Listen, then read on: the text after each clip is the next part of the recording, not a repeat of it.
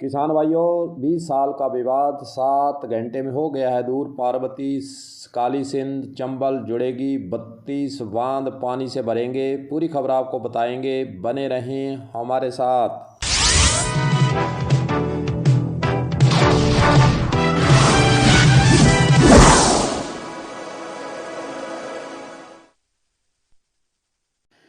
किसान भाइयों, अटल बिहारी वाजपेयी का ज़माना था। 2004 की बात है। उस वक्त नदियां जोड़ने के लिए जो प्रस्ताव बने तो देश में 30 लिंक चिन्हित हुए थे।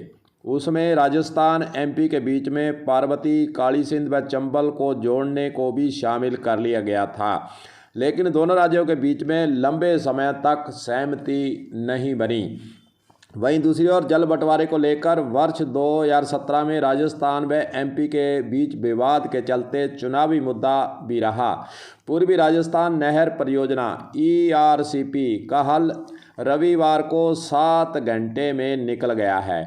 यह संभव तब हुआ है जब केंद्र सरकार की पहल पर केंद्रीय जल शक्ति मंत्री गजेंद्र सिंह शेखावत ने दखल देकर एमपी के सीएम मोहन यादव और जयपुर के भजनलाल सीएम दोनों को दिल्ली के अंदर तलब किया। दोनों वहां मिले। शेखावत के बुलावे पर दोनों राज्यों के अफसरों के साथ दोनों सीएम दिल्ली पहुंच गए।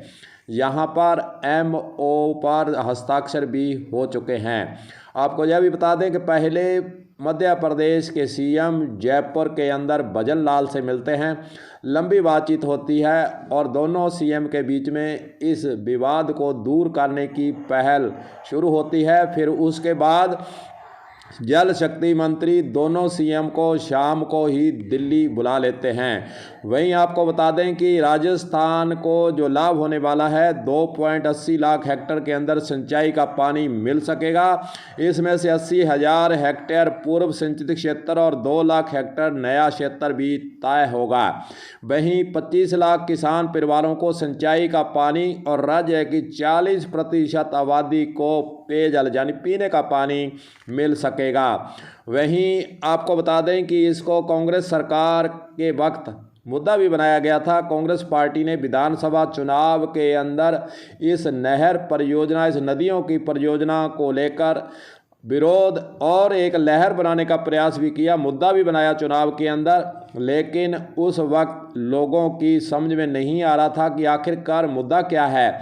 लेकिन अब लोगों के समझ में आ गया है कि मुद्दा आखिरकार 20 सालों से अटका हुआ है, जो कि 7 घंटे के अंदर दूर हो चुका है। राजस्थान को फ़ायदा होगा, मध्य प्रदेश को फ़ायदा होगा और कहीं ना कहीं किसानों को जो लाभ लंबे समय से नहीं मिल रहा था वह मिल सकेगा।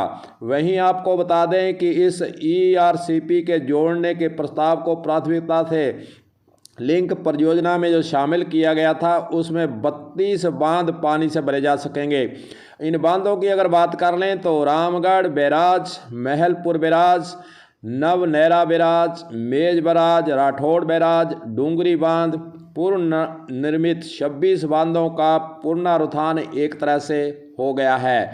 वहीं केंद्रीय जल शक्ति मंत्री का बयान भी सामने आया है। उन्होंने कहा है कि वर्ष 2000 में अटल बिहारी जी के समय नदियां जोड़ने के लिए जो प्रस्ताव बने थे, देश में 30 लिंक चिन्हित हुए थे। उनमें राजस्थान MP के बीच में पार्वती, काली सिंध व चंबल को जोड़ना भी शामिल था। लेकिन दोनों राज्यों के अंदर सहमति नहीं बन पाई थी और गहलोत सरकार ने सिर्फ सियासत की है। जो DPR बनवाई उसमें सिर्फ 3 जिलों को 525 MCM पानी मिलना था, 10 जिलों को वंचित रख दिया गया था। अब दोनों राज्यों के 2400 MCM पानी मिलेगा, जैसा कि केंद्रीय जल शक्ति मंत्री के द्वारा बयान दिया गया है। कहीं ना कहीं राजस्थान के अंदर इस योजना को जोड़ने के बाद, इस योजना पर MOU होने के बाद सिंचाई पानी की बात करें चाहे हम पीने के पानी की बात करें, राजस्थान को फ़ायदा ही होगा। लोकसभा चुनाव आगे आने वाला है। कहीं ना कहीं बीजेपी सरकार के द्वारा, केंद्र में बीजेपी सरकार, राजस्थान में बीजेपी सरकार, दोनों सरकारों के द्वारा और MP में बीजेपी सरकार, तो इन तीनों को कड़ी से कड़ी जोड़ते हुए जल शक्ति मंत्री के द्वारा यह समझौता दोनों के अंदर करवा दिया है। MOU हो चुका है, हस्ताक्षर हो चुके हैं, योजना को लागू किया जाएगा और लोकसभा 2024 के अंदर कहीं ना कहीं एमपी के अंदर और राजस्थान के अंदर बीजेपी के द्वारा जो है समझौता करवाया गया, इसका फ़ायदा बीजेपी लेना चाहती है और किसानों को और आम जनता को इस योजना के जरिए अपने साथ जोड़ने का प्रयास बीजेपी सरकार जरूर करेगी। और जो लोकसभा चुनाव है उसके अंदर इस योजना का प्रचार प्रसार कर मतदाताओं को अपनी तरफ रिझाव करने के लिए जरूर इसका फ़ायदा बीजेपी को मिलता दिख सकता है। ऐसा ऐसा कयास लोगों के द्वारा चर्चा में है कि बीजेपी इसका फ़ायदा लोकसभा चुनाव के अंदर जरूर उठाएगी। जो भी हो, जब पार्टियों का मसला है, लेकिन राजस्थान को पीने का पानी और किसानों को सिंचाई का पानी मिलेगा, यह अच्छी बात है। इसके अंदर किसी प्रकार की अब राजनीति नहीं होनी चाहिए। दोनों सरकारों को मिलकर, एमपी और राजस्थान को मिलकर इस पर जल्दी से जल्दी काम कर किसानों को ज़्यादा से ज़्यादा फ़ायदा उठाने का प्रयास करने के लिए, उनको एक रास्ता देने के लिए काम करना चाहिए। कलम न्यूज़ के लिए गुरुदेव सिंह सैनी की हनुमानगढ़ से खास रिपोर्ट।